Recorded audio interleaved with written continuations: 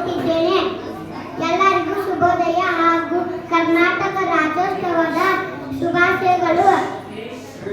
ಪ್ರತಿ ವರ್ಷ ನವೆಂಬರ್ 1ರಂದು ಕರ್ನಾಟಕ ರಾಜ್ಯೋತ್ಸವವನ್ನು ಉತ್ಸಾಹದಿಂದ ಆಚರಿಸುತ್ತೇವೆ. 1956 ನವೆಂಬರ್ 1ರಂದು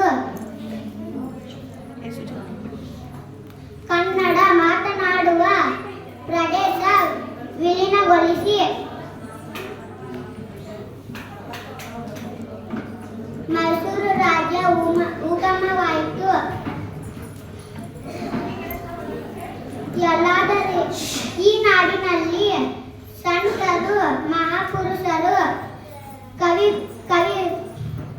ಸರಿಕರು, ಕವಿಗಳು ಹಾಗೂ ಉತ್ತಮ ಮಹನೀಯರು ಸಂಸ್ಕೃತಿಯನ್ನು ಹೊಂದಿದೆ ಈ ನಾಡು. ಎಲ್ಲಾದರೂ ಇರು, ಎಂತಾದರೂ ಇರು, ಎಂದೆಂದಿಗೂ ನಾವು ಕನ್ನಡಿಗರಾಗಿ ಇರೋಣ ಎಂದು ತಿಳಿಸೋಣ.